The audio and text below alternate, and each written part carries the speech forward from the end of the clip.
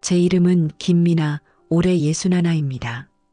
지금 이렇게 제 이야기를 꺼내는 게 참 어색하네요. 저는 평생 조용하고 성실하게 살아온 사람이거든요. 남 앞에 나서는 거 그리 좋아하지 않았고요. 하지만 오늘은 한 번쯤 제 마음 깊은 곳 이야기를 꺼내볼까 합니다. 그날 이후로 제 안에 너무 많은 것들이 변했으니까요. 4년 전 제 남편은 갑자기 떠났습니다. 감기인 줄 알고 병원에 갔던 사람이었어요. 그런데 그게 폐렴이었고 이미 너무 심각하게 진행된 상태였죠. 입원한 지 일주일 만에 그는 제 손을 꼭 잡고 말했어요. 미나야, 너무 걱정하지 마. 금방 나을 거야. 하지만 그 말이 마지막이 될 줄 정말 몰랐습니다. 그때부터 제 인생은 고요했습니다. 아니, 고요하다기보단 텅 비었다고 해야겠네요. 집안에 남편의 물건들이 그대로 남아 있었고 식탁의 두 자리 중 하나는 항상 비어 있었고요. 아침에 일어나도 누구를 위해 밥을 할 이유가 없었고 밤에 누워도 옆자리는 항상 차가웠어요. 물론 자식들이 있긴 해요. 딸은 결혼해서 분당에 살고 아들은 부산에서 직장 다녀요. 그래도 자주 연락하진 않아요. 바쁘다는 말로 전화를 끊기 일쑤죠. 명절이나 생일쯤엔 찾아오긴 하지만 그게 다예요. 처음엔 연락을 기다리고 핸드폰 소리에 깜짝깜짝 놀라던 제가 어느 순간부터는 그냥 전원을 꺼놓고 지내기도 했어요. 기다리는 것도 지치는 일이더라고요. 그렇게 4년을 살았어요. 무력감이라는 게 뭔지 그때 알았습니다. 낮에는 TV 틀어놓고 멍하게 앉아 있다가 해질 무렵엔 괜히 창밖을 바라보면서 이렇게 하루가 또 가는구나 하며 한숨을 쉬고 밤에는 누워 천장을 보며 남편이 살아있던 때를 떠올리곤 했어요. 그 사람의 코 고는 소리가 그립더라고요. 그땐 그게 참 귀찮았는데 참 사람이란 게 이래요. 제가 바뀌기 시작한 건 아마도 그 친구 때문이었을 거예요. 고등학교 동창 정숙이요.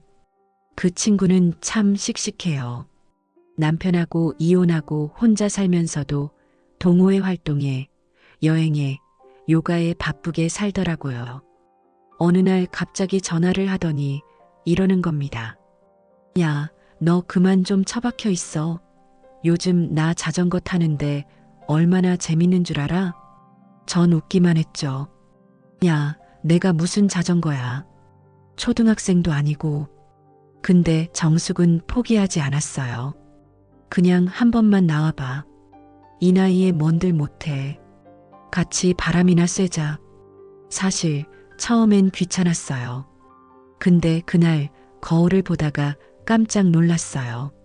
제 얼굴이 너무 낯설었어요. 늘 축 처진 입꼬리, 눈 밑에 다크서클, 생기 없는 피부. 저게 내가 맞나 싶더라고요. 예전엔 머리도 늘 빗고 다니고 옷도 깔끔하게 입었는데 어느새 트레이닝복에 수건 얹고 다니는 아줌마가 되어 있더라고요. 그래서 그 다음 날 자전거 매장에 갔습니다. 솔직히 처음엔 조금 부끄러웠어요. 매장 직원이 제 나이를 보더니 놀란 눈으로 쳐다보더라고요. 직접 타시려고요? 전 그냥 쿡 웃으며 말했죠. 네, 지금부터 시작해 보려고요. 처음 자전거에 앉았을 땐 온몸이 뻣뻣했어요. 두 바퀴로 움직이는 게 이렇게 무서운 일인가 싶을 정도로. 근데 이상하게도 바람이 얼굴을 스치고 페달을 밟을 때마다 가슴 안쪽에 뭔가 맺혀 있던 게 조금씩 풀리는 기분이었어요. 살짝 어지럽고 조심스럽지만 마음속에 무언가가 일렁이는 걸 느꼈습니다. 내가 아직 살아있긴 하구나. 그 생각이 들더라고요. 정숙이랑 함께한 첫 동호회 모임 날 사람들 사이에서 낯을 가리던 저도 서서히 웃음을 되찾기 시작했어요. 그리고 그날 그 사람이 나타났죠. 조금은 구릿빛 피부에 또렷한 이목구비. 자전거를 능숙하게 다루면서도 말은 참 다정했어요. 이름은 윤철, 나이는 65이라고 했습니다. 그날 밤 집으로 돌아오며 이런 생각을 했어요. 내가 지금 설레고 있는 건가? 아니, 그저 오랜만에 누군가와 대화를 나눈 게 좋아서 그런 거겠지. 스스로 부정하면서도 마음 한구석이 따뜻하게 데워진 기분이었어요. 밤에 혼자 차를 마시며 창밖을 바라보는데 남편이 떠난 이후 처음으로 저도 모르게 혼잣말을 했습니다. 심장이 다시 뛴다면 그건 좋은 일이겠지. 그게 바로 제 두 번째 인생의 시작이었습니다. 첫 동호회 모임 날 저는 유난히 일찍 도착했어요. 마음이 괜히 들떠 있었거든요. 해 뜨기 전이라 공기는 서늘했지만 가슴은 이상하게 따뜻했어요. 옷차림을 몇 번이나 거울 앞에서 고쳐 입고 머리도 평소보다 정성 들여 묶었죠. 뭐 하는 짓이람 혼잣말을 하면서도 입꼬리는 자꾸만 올라가더라고요. 모임 장소는 한강 둔치였습니다. 정숙이 먼저 와 있었고 몇몇 회원들이 하나둘씩 자전거를 세워두고 모여들었죠. 이쪽이 내 친구 미나예요. 오늘 처음 나왔어요. 정숙의 소개에 몇몇 분이 환하게 웃으며 인사를 건넸어요. 그런데 그중 한 사람이 눈에 들어왔습니다. 키는 크지 않았지만 등이 꼿꼿하고 몸선이 단정했어요. 편안한 회색 자전거복에 헬멧을 벗은 모습이 어쩐지 낯설지 않았습니다. 그가 다가와 말을 걸었죠. 처음이신가 봅니다. 자전거는 익숙하세요? 전 얼떨결에 고개를 끄덕였지만 바로 들켜버렸어요. 아, 페달 반대로 끼우셨어요. 그는 자연스럽게 제 자전거 앞에 쪼그려 앉아 조립 상태를 점검해줬어요. 요건 오른쪽이고요. 초보자일수록 잘 틀리시는 부분이에요. 목소리는 낮고 부드러웠고 말투엔 조급함이 없었습니다. 그 짧은 순간 제 심장이 한번 철컥 하고 움직이는 느낌이 들었어요. 아, 고맙습니다. 괜히 민망하네요. 제가 어색하게 웃자 그도 웃으며 말했죠. 민망할 게 어딨어요. 누구나 처음엔 서툰 거니까요. 저도 그랬어요. 페달을 거꾸로 3번이나 끼운 사람도 있답니다. 그 농담에 동호회 사람들 몇몇이 웃었고 저도 모르게 웃음이 새어나왔습니다. 그 순간 제 마음 어딘가에서 오랫동안 굳어있던 벽이 살짝 갈라진 것 같았어요. 라이딩이 시작됐고 저는 맨 뒤에서 천천히 따라갔어요. 사람들이 속도를 맞춰주는 게 고맙기도 하고 또 조금 미안하기도 했죠. 그런데 중간쯤 가던 그가 뒤를 돌아보더니 제 곁으로 다가왔어요. 속도 너무 신경 쓰지 마세요. 중요한 건 즐기는 거니까요. 그 한마디에 정말 위로가 됐어요. 그렇게 우리는 나란히 아주 천천히 달렸습니다.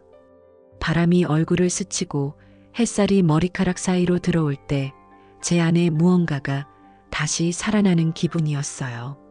중간 휴식 시간에 그는 제게 물을 건넸고 저희는 벤치에 나란히 앉았어요.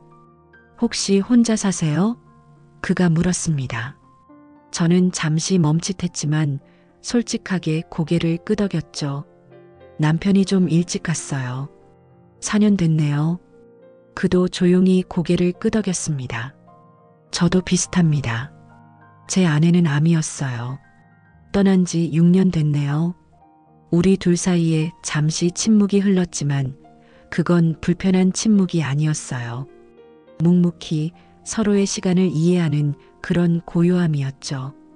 그날 이후 저는 자전거를 더 자주 탔어요. 어느새 운동이나 동호회라는 단어보다 윤철 씨라는 이름이 먼저 떠오르기 시작했죠. 자전거를 타면 자꾸만 그 사람의 얼굴이 떠올랐고 그의 말투, 눈빛, 걷는 모습까지도 마음속에 담겨 있었습니다. 몇 주 뒤 동호회 번개 모임이 있었어요. 갑작스럽게 잡힌 일정이라 정숙은 참석 못했지만 저는 혼자라도 나갔습니다. 그날 윤철 씨는 저를 보자 반가운 얼굴로 손을 흔들었어요. 오늘도 함께 탈 수 있어서 좋네요. 그 말 한마디에 이상하게도 가슴이 뛰었습니다. 좋네요 라는 말 속에 다른 뜻이 담겨 있는 것 같아서 혹시나 하는 기대가 생겨버렸어요. 그날의 라이딩은 짧았지만 끝난 뒤 근처 카페에 둘이 남게 됐어요. 햇살 가득한 창가 자리에 앉아 커피를 마시며 이런저런 이야기를 나눴죠. 그는 나이 들어 자전거를 다시 시작한 계기, 그리고 자식들과의 관계, 외로움에 대해 조심스레 털어놨습니다. 어쩌다 혼자가 되고 나면 세상이 참 조용해지죠. 그래서 무언가를 타고 움직이고 싶었어요. 아무리 달려도 그 고요가 따라오긴 하지만 그래도 바람은 솔직하잖아요. 그 말을 듣는데 마음이 저릿해졌어요. 그 사람도 나처럼 같은 고요 속에서 살아왔다는 걸 느꼈거든요. 다른 인생, 다른 기억이었지만 그 사람의 외로움은 내 외로움과 닮아 있었어요. 그래서일까요?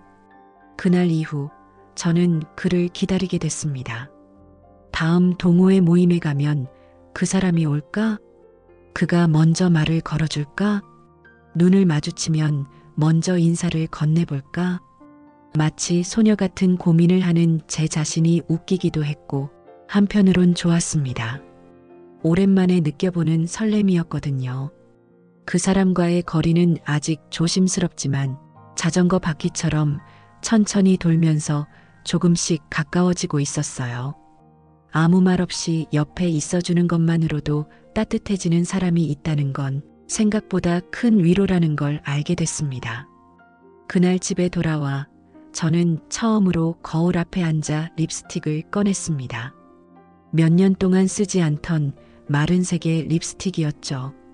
입술에 조심스레 바르면서 생각했어요. 이제 조금은 나를 예뻐해도 되지 않을까? 그 사람과 함께한 그날의 라이딩, 그 두 바퀴 위에서 시작된 감정은 아직도 조용히 제 마음속을 돌고 있습니다. 그날은 유난히 흐린 날이었어요. 자전거 동호회 정기 모임이 예정되어 있었지만 아침부터 빗방울이 똑똑 창문을 두드렸죠. 오늘 같은 날에도 나가야 하나. 살짝 망설였지만 왠지 모르게 그냥 집에 있기 싫었습니다. 비가 오면 괜히 더 마음이 조용해지고 생각이 많아지잖아요. 차라리 자전거를 타든 바람을 맞든 뭔가를 하고 있는 편이 더 낫겠다 싶었어요. 도착해보니 예상대로 대부분의 회원들은 오지 않았고 모인 사람은 5명뿐이었죠. 그중 2사람은 곧 돌아갔고 다른 한 분은 비를 피해 카페로 들어갔어요. 결국 자전거를 세워두고 가방을 정리하던 저에게 뒤에서 들려온 목소리, 비 오는 날도 나오셨네요. 고개를 돌리니 윤철 씨가 우산을 들고 서 있었습니다. 회색 바람막이 위로 떨어지는 빗방울, 그리고 그 너머의 따뜻한 눈빛.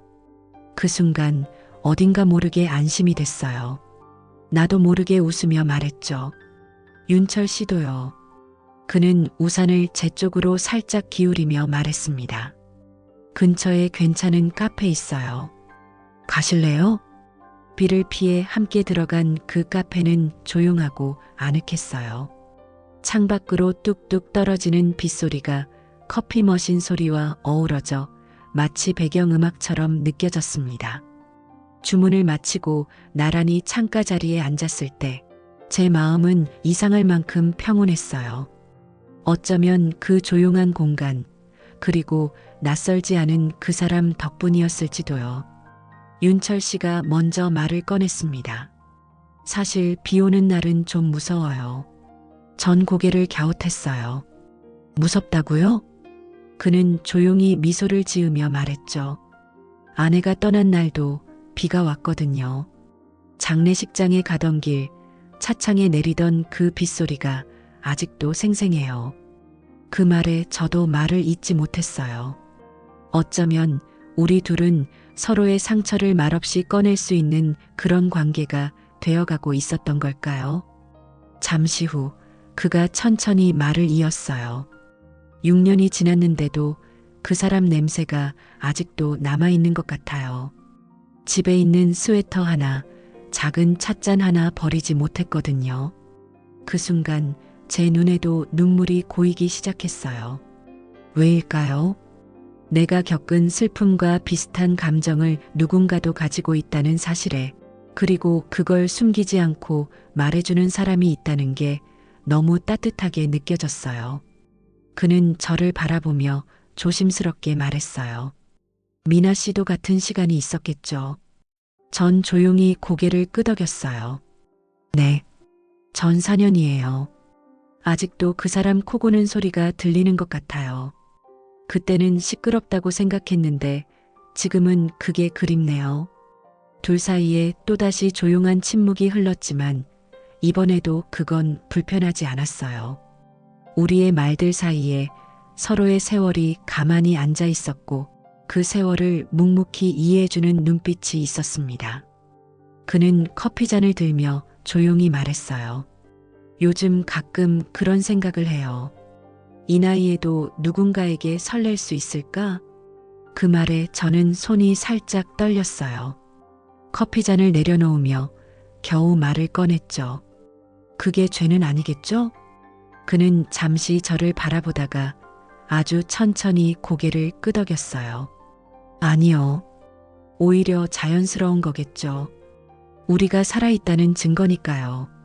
그 말이 어찌나 따뜻하게 가슴에 와닿던지 저는 그 자리에 앉아 눈시울이 붉어졌습니다. 오랜만에, 정말 오랜만에 마음속 어딘가가 살아있구나 싶었어요. 사람이란 참 이상해요. 그저 누군가의 한마디, 한숨, 한눈빛에 세월 동안 얼어붙은 마음이 눈 녹듯 스르르 풀리기도 하잖아요. 카페를 나올 땐 빗줄기가 좀 더 굵어져 있었어요. 윤철 씨는 말없이 자신의 우산을 제게 씌워주었죠. 조심히 들어가세요. 그 말 한마디에 마음이 또다시 흔들렸습니다. 아무 말도 하지 않고 다정하게 우산을 건네는 그의 손길이 참 오래도록 따뜻하게 느껴졌어요. 집에 돌아와 젖은 옷을 벗고 물기를 닦은 뒤 저는 멍하니 소파에 앉아 있었어요. 그날 그 사람이 했던 말이 자꾸 떠올랐거든요. 이 나이에도 설렐 수 있나요? 그 말 속에서 전 제 마음의 진짜 소리를 들었어요. 설레고 싶다, 다시 사랑하고 싶다. 그건 아마도 누군가의 자리를 대신하고 싶다는 마음이 아니라 새로운 나를 만나고 싶다는 그런 조용한 바람이었어요. 그날 밤 침대에 누워 저는 스스로에게 물었습니다. 미나야, 너 다시 사랑해도 될까? 대답은 없었지만 제 가슴은 아주 조용히 하지만 확실하게 한번 뛰었습니다. 그건 틀림없이 심장이 먼저 움직이던 날이었어요. 그날은 예정에 없던 소모임이 있었어요. 정식 동호회 일정은 아니었고 근처 마실 정도로 짧게 도는 소규모 라이딩이었죠. 평일 저녁이라 그런지 참석자는 많지 않았고 낯익은 얼굴 몇몇 사이에서 자연스럽게 윤철 씨와 저는 또 한 팀이 되었습니다. 라이딩을 마친 후 참가자들은 뿔뿔이 흩어졌고 저와 윤철 씨만이 남게 되었어요. 그는 말없이 하늘을 올려다보다가 말했죠. 시간 괜찮으시면 한잔 하실래요? 평소 같았으면 망설였을 거예요. 괜히 남의 시선을 의식했을 테고 이 나이에 단둘이 술을 마신다고 하는 생각이 들었을지도 모르죠. 그런데 이상하게도 그날은 아무 말 없이 고개를 끄덕이게 됐어요.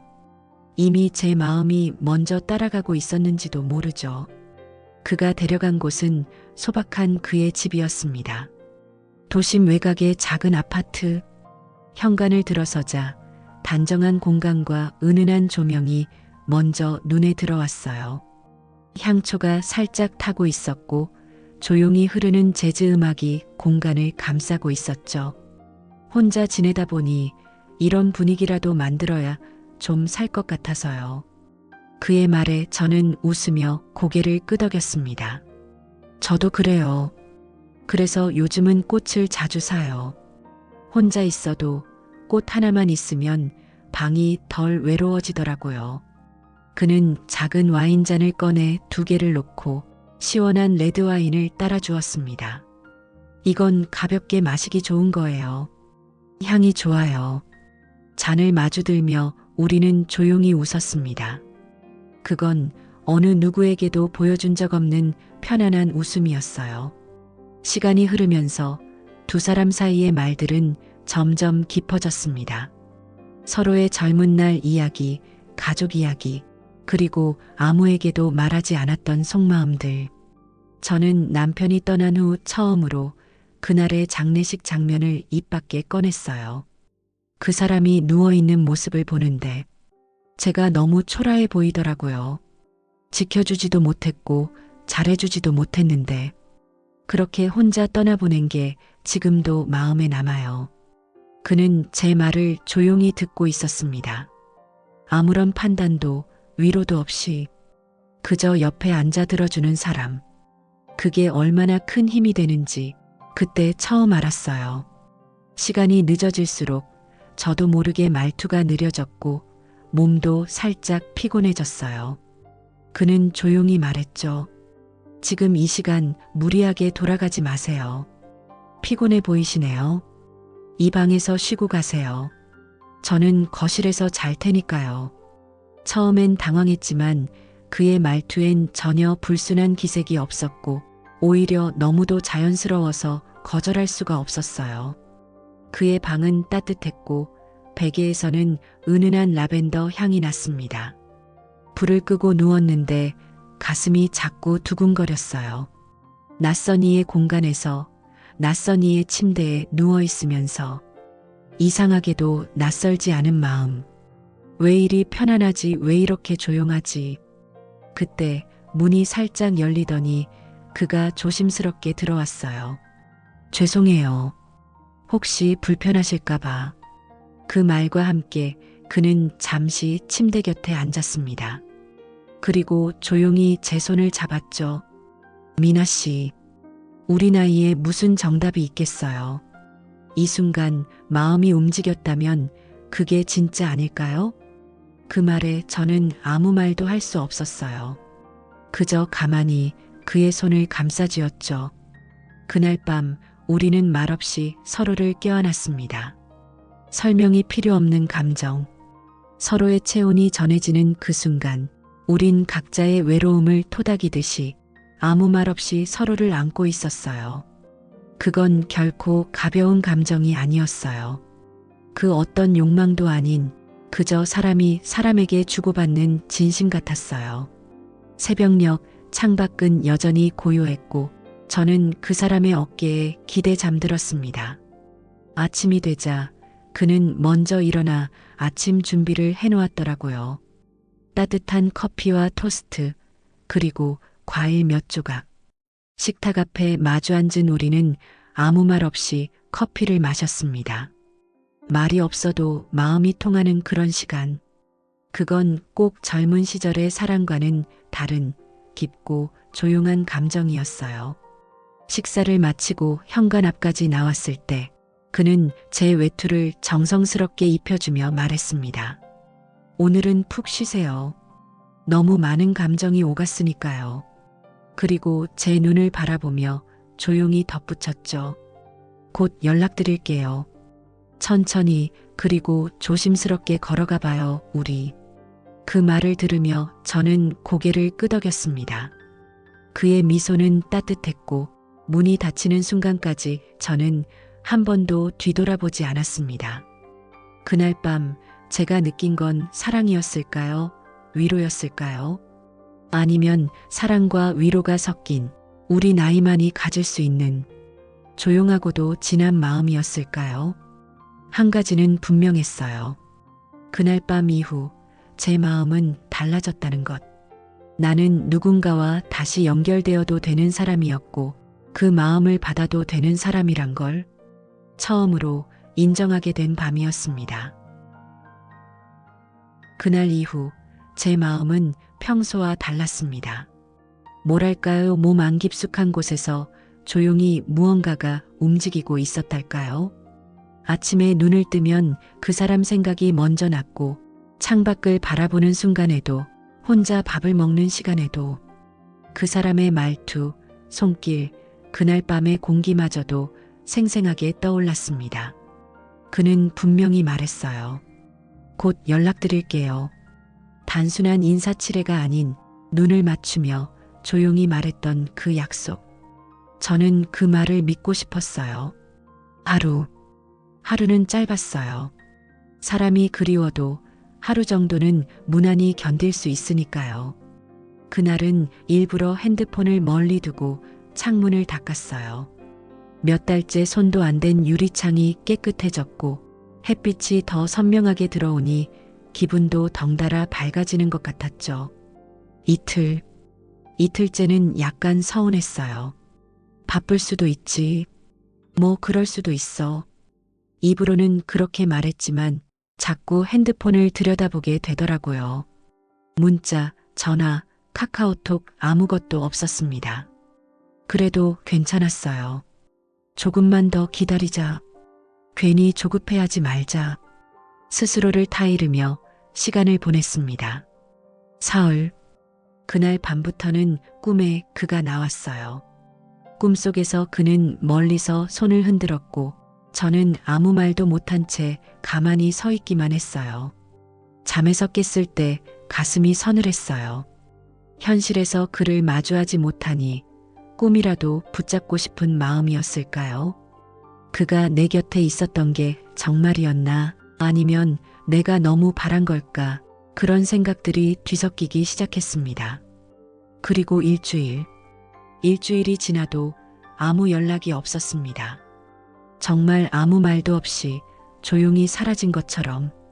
그때부터는 마음이 점점 무거워졌어요. 처음엔 바쁠 수도 있다는 생각이었지만 이제는 혹시 내가 뭔가 잘못한 걸까? 라는 불안이 밀려왔죠. 그날 밤 내가 너무 쉽게 마음을 내준 건 아닐까? 혹시 그에게 부담을 준 건 아닐까? 자꾸만 제 자신을 의심하게 되었습니다. 동호회 단체 채팅방에 들어가 봤어요. 혹시 그가 다른 사람과 대화를 나누고 있는 건 아닌가 싶어서요. 그런데 윤철 씨는 일주일 전 그날 밤 이후로 단 한 번도 채팅방에 글을 올리지 않았더라고요. 마지막으로 남긴 메시지는 오늘 즐거웠습니다. 모두 조심히 들어가세요. 그 문장 하나. 그게 전부였습니다. 그리고 그 이후로는 출석 체크에도 없었고 주간 모임에도 이름이 빠져 있었어요. 혹시 무슨 일이 생긴 건 아닐까? 몸이 아픈 건 아닐까? 아니면 나만 모르는 어떤 사정이 있는 걸까? 이런저런 생각이 머릿속을 떠나질 않았어요. 그래서 정숙에게 슬쩍 물어봤어요. 정수가 윤철 씨 말이야, 요즘 연락해? 그녀는 고개를 갸웃하며 말했죠. 글쎄, 난 개인 연락처도 몰라. 그냥 동호회에서 몇 번 봤지. 사적인 얘기는 잘 안 나눴거든. 그 말을 듣는 순간 마치 발밑이 허공인 것 같았어요. 나는 그 사람과 많은 시간을 나눴다고 믿었는데 함께한 시간이, 함께 나눈 말들이, 서로를 바라보던 눈빛들이 모두 진짜라고 믿었던 제 감정이 그 순간 흔들리기 시작했습니다. 그 사람은 조용히 내 마음에 들어왔고 또 조용히 떠났습니다. 그 어떤 흔적도 남기지 않고 연락 한 줄, 설명 한마디 없이. 그날 이후 제 하루는 또다시 무거워졌습니다. 커피를 마셔도, 자전거를 보아도, 심지어 침대에 누워도 그 사람이 남기고 간 빈자리가 계속 느껴졌어요. 한 사람의 부재가 이토록 크게 다가올 줄은 몰랐습니다. 이해하고 싶었어요. 그 사람의 사정이 있을 거라 믿고 싶었고 무슨 이유가 됐든 그가 다시 나타나길 바랐습니다. 단 한 줄이라도, 단 한 번이라도 미안합니다라는 말이 듣고 싶었습니다. 하지만 아무것도 없었고 그 어떤 소식도 들리지 않았습니다. 사람이 사라지는데 이렇게 간단한 거였나요? 한 번의 말, 한 번의 손길, 한 번의 밤. 그것이 다였던 걸까요? 그날 밤 내가 믿은 건 사람이었는데 그 후로 전 다시 자전거를 타지 않았어요. 손잡이를 쥐는 순간 그 사람의 손이 떠오르고 페달을 밟으려는 순간 함께 달렸던 길들이 떠올랐거든요.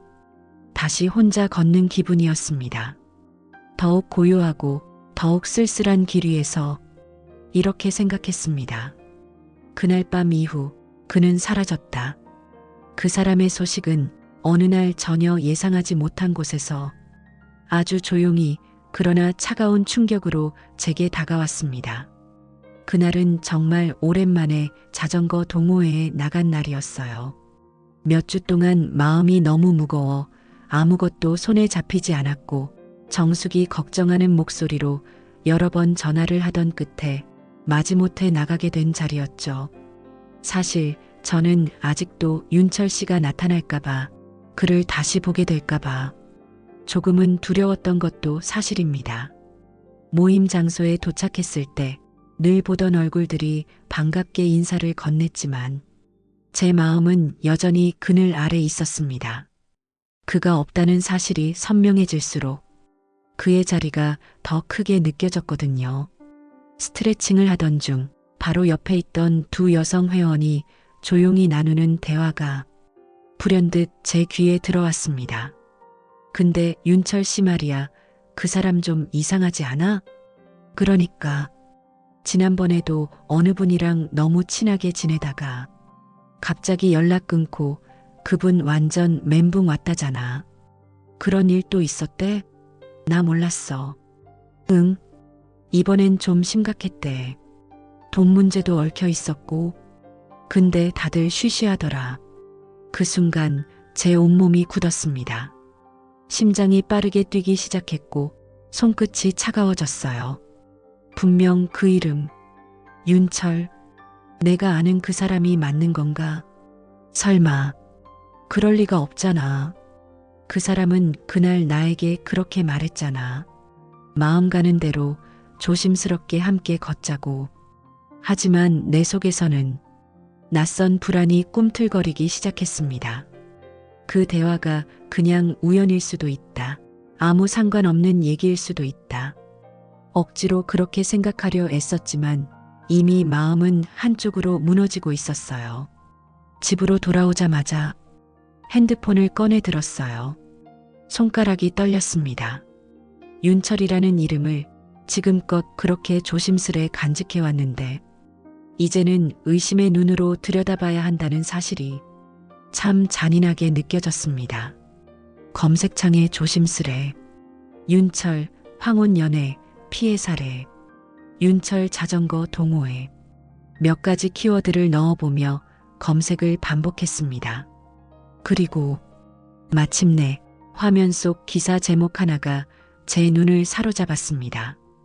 황혼 로맨스로 다가가 수차례 사기 실버 연애 사기꾼 검거.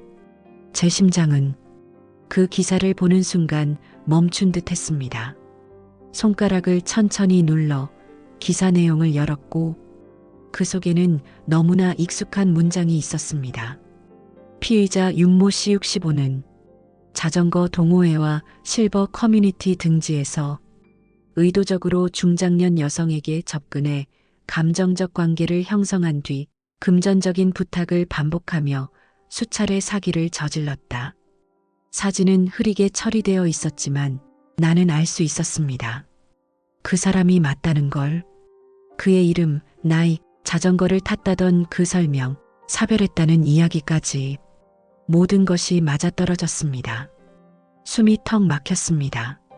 눈앞이 흐릿해졌고 두 손이 떨려 휴대폰을 떨어뜨릴 뻔했어요. 설마 그 사람이 나에게도? 그제야 그날 밤이 떠올랐습니다. 우리가 나눴던 말들, 눈빛, 그리고 따뜻한 아침 식사. 그 모든 게 정말 진심이었던 걸까? 생각해보니 그는 단 한 번도 자기 집에 대해 구체적인 얘기를 하지 않았습니다. 자녀 이야기, 과거 직업, 모든 것이 흐릿했고 저는 그저 믿고 싶었던 것뿐이었죠. 그리고 그날 밤 이후 그는 정말로 사라졌습니다. 모든 게 계획된 거였던 걸까요? 제가 그 사람을 사랑하게 되도록 천천히 조심스럽게 마음을 흔들고 신뢰를 만들어낸 다음 아무 말 없이 아주 완벽하게 떠난 것 참담했습니다. 속았다는 감정보다도 스스로가 너무 어리석게 느껴졌어요. 내가 왜 이렇게 쉽게 마음을 줬을까? 왜 그 사람을 믿었을까? 하지만 한편으로는 그래도 진심이었던 건 나였다고, 적어도 그날 밤만큼은 내가 준 마음만은 거짓이 아니었다고 스스로를 위로하고 싶었습니다. 밤이 깊었습니다. 컴퓨터 화면을 꺼도 그 사람의 그림자가 자꾸만 떠올랐습니다. 그가 웃으며 건네던 와인잔, 조심스레 잡아주던 손, 그리고 마지막으로 내게 해줬던 그 말. 우리 나이에 무슨 정답이 있겠소? 그저 마음 가는 대로. 그 말은 진심이 아니었던 걸까요? 아니면 그조차도 그의 기술 중 하나였던 걸까요? 그날 이후로 저는 다시 혼자가 되었습니다. 하지만 그 전보다 훨씬 더 차가운 고요 속에서, 그리고 문득 그렇게 생각했습니다. 그 사람은 내 마음을 훔쳐간 게 아니라 내 믿음을 조각내고 사라진 하나의 그림자였다고. 기사 하나로 무너져버린 믿음. 하지만 그게 끝이 아니었습니다. 그날 이후 저는 며칠 동안 거의 잠을 이루지 못했습니다. 식사도 제대로 하지 못했고 자전거는 더 이상 눈에 들어오지 않았어요. 그 사람과 함께 했던 순간들이 하나하나 떠오를 때마다 그게 가짜였다는 현실을 인정하는 게 너무 괴로웠습니다. 그러던 중 정숙이 제게 전화를 걸어왔습니다. 미나야, 너 혹시 이 기사 봤어? 그녀의 목소리는 조심스러웠고 동시에 놀라움으로 가득 차 있었죠. 윤철 씨 말이야, 그 사람 뉴스에 나왔어. 실버 연애 사기, 피해자가 몇 명이라던데. 전 조용히 대답했어요. 응, 나도 봤어. 정숙은 잠시 말을 멈췄고 이내 낮은 목소리로 물었습니다. 혹시 너도 뭔가 겪은 거야? 그 질문 앞에서 저는 대답할 수 없었어요. 목구멍이 막힌 듯 아무 말도 나오지 않았고 겨우겨우 입술을 떼며 말했습니다. 나 그 사람을 믿었어. 그 이후 저는 인터넷을 더 깊이 들여다보기 시작했습니다. 윤철, 그 이름 석자 뒤에 숨어있던 진실들. 보이지 않던 어둠이 서서히 드러나기 시작했죠. 피해자 중 한 명은 한 실버 요가 모임에서 만난 분이었고 또 다른 한 분은 문화센터 그림반에서 인연을 맺었다고 했습니다. 모두 비슷한 방식이었어요. 조용하고 친절하게 다가와 상대의 상처를 보듬는 듯 다정한 태도, 진심을 나누는 듯한 말투와 배려, 그리고 그 감정이 어느 정도 깊어질 무렵 조심스럽게 금전적인 부탁이 이어졌다고 했죠. 급하게 돈이 묶였다. 지인의 병원비를 잠시 도와줄 수 있냐. 사업 투자금을 다시 회수해야 한다는 식의 이야기. 거절하기 어려울 정도로 딱 그 사람답게 부드럽고 이성적인 말투로. 그리고 저도 그날 이후로 문득 떠올랐습니다. 함께 와인을 마신 다음 날 그는 조심스럽게 이렇게 말했죠. 요즘 집수리에 들어가는 비용이 좀 예상보다 커졌어요.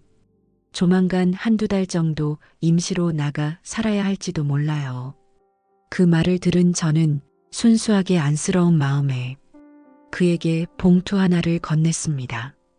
제가 가진 건 얼마 안 되지만 필요하면 이걸로 조금은 도움이 될 수 있지 않을까요?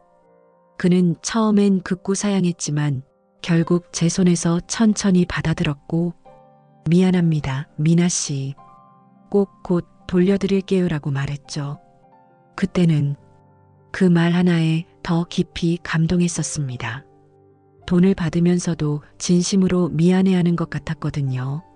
하지만 지금 생각하면 그건 모두 계산된 연기였겠죠. 그는 그런 방식으로 수많은 여성의 마음을 얻고 신뢰를 쌓고 그 신뢰를 무너뜨린 사람이었어요. 기사 속엔 이미 3명의 피해자가 경찰에 고발장을 제출했고 현재 재판이 진행 중이라는 내용이 있었습니다. 피해 금액은 수천만 원에 달했고 그중 몇몇은 혼자 사는 여성 노인이었습니다. 가슴이 철렁 내려앉았습니다. 그 사람이 내가 품었던 그 따뜻하고 조용한 사람과 같은 사람이란 사실이 믿기지 않았어요. 그 사람의 손길, 그 다정함, 그 따뜻한 눈빛, 모두 가짜였던 거야? 저는 말을 잃었습니다. 모든 감정이 머리로 몰려와 어디서부터 정리해야 할지 몰랐어요. 분노와 함께 깊은 자책이 몰려왔습니다. 내가 왜 그랬을까?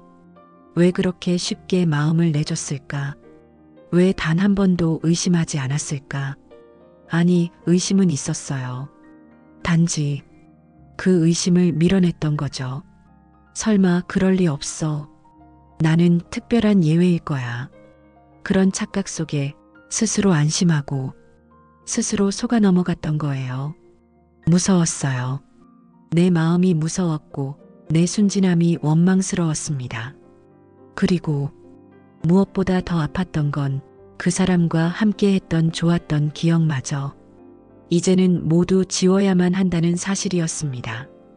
그 밤의 와인 향기, 자전거 위에서 나란히 달리던 길, 살며시 잡아주던 손, 그 모든 것이 이제는 덫이 제 마음을 찔러댔습니다.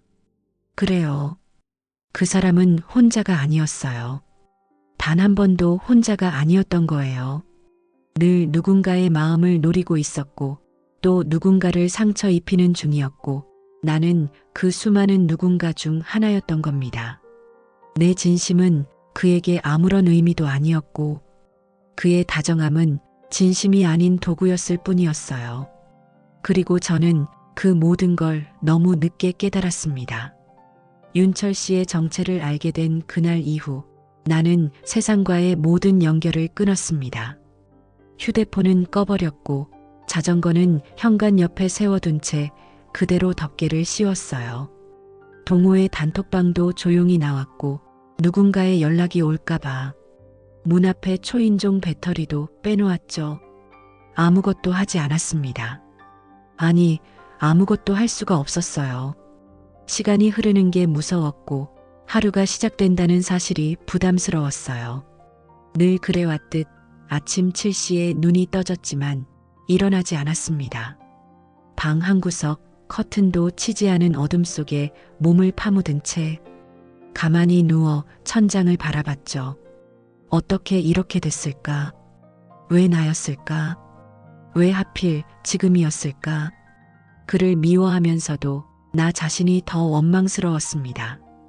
마음 준 내가 바보 같고 한 번의 온기로 기대버린 내가 어리석었고 그 사람을 믿고 싶어 했던 내가 너무 싫었습니다.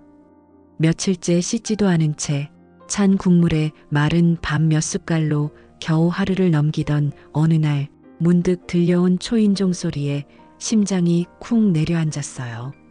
분명 배터리를 뺐는데 현관에 나가 조심스레 문을 열었더니 그 앞에 정숙이 서 있었습니다. 한 손에는 미역국이 담긴 스테인리스 보온통, 다른 손에는 김이 모락모락 나는 밥통을 들고서 그녀는 저를 보자마자 말없이 안으로 들어왔고 주방에 밥상을 차려놓은 뒤 제 손을 조용히 잡았습니다. 그리고 아주 조용히 이렇게 말했어요. 너무 부끄러워하지 마. 사람 마음은 죄가 아니야. 그 말을 듣는 순간 눈물이 왈칵 쏟아졌습니다.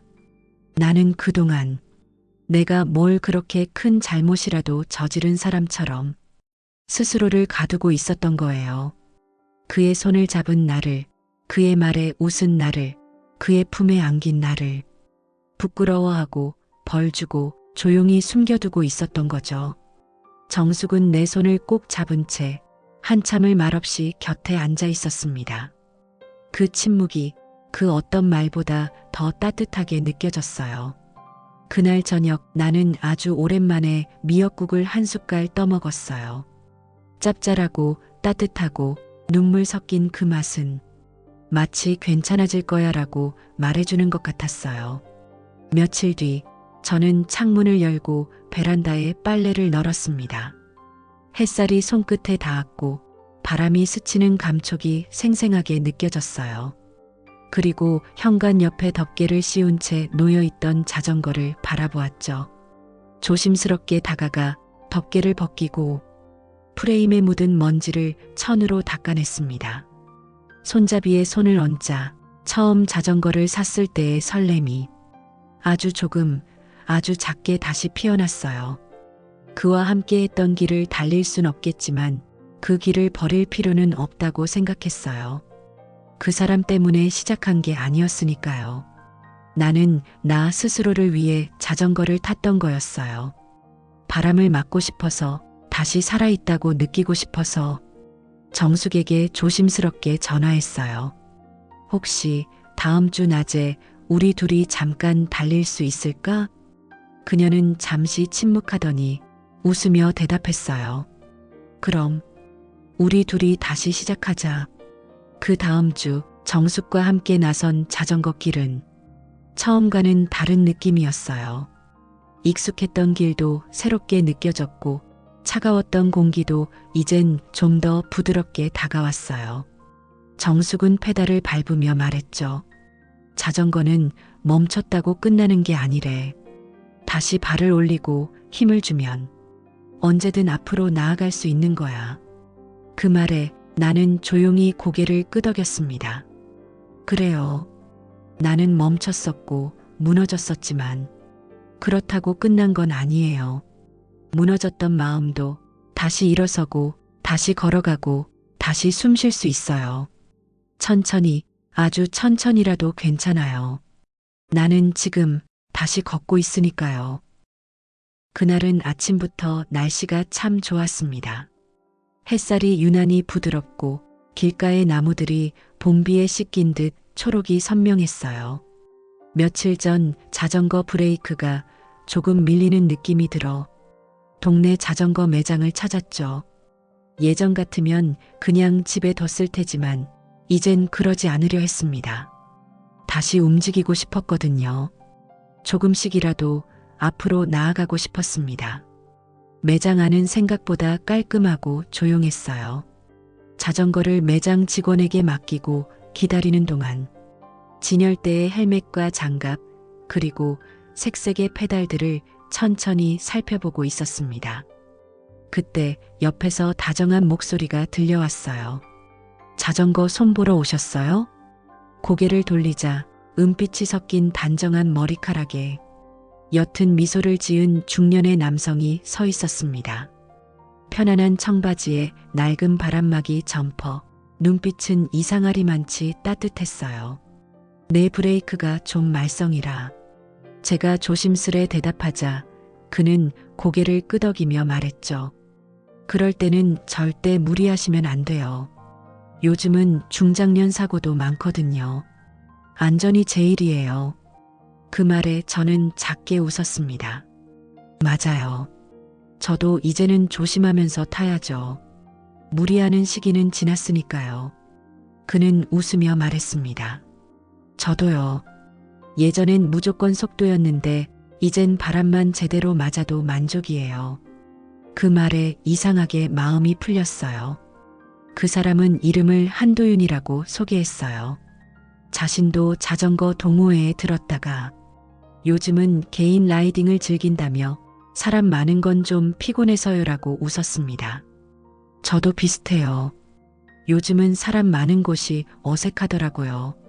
자연스레 대화가 이어졌고 서로 자전거를 언제 처음 탔는지, 처음 넘어졌던 기억, 라이딩 도중기를 잃었던 에피소드 같은 사소한 이야기들로 웃음이 오갔어요.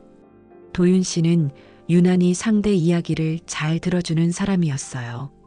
제가 중간중간 말을 멈추면 서두르지 않고 기다려 주었고 때로는 아주 짧은 한마디로 제 말에 공감해 주었어요. 그렇게 몇 마디 오가다 자연스럽게 인생 이야기로 옮겨졌습니다. 전 혼자 된 지 7년 됐어요. 그가 말했습니다. 병이었나요?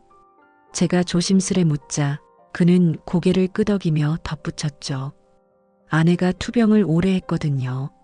그래서인지 지금도 병원 냄새엔 가슴이 철렁 내려앉아요.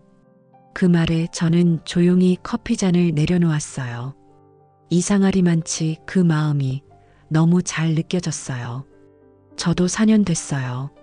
남편이 갑자기 떠나고 나서 아무것도 안 하고 지냈던 시간이 꽤 길었죠. 그는 한참을 말없이 듣고 있다가 나지막이 말했어요. 그 시간 너무 외로우셨겠네요.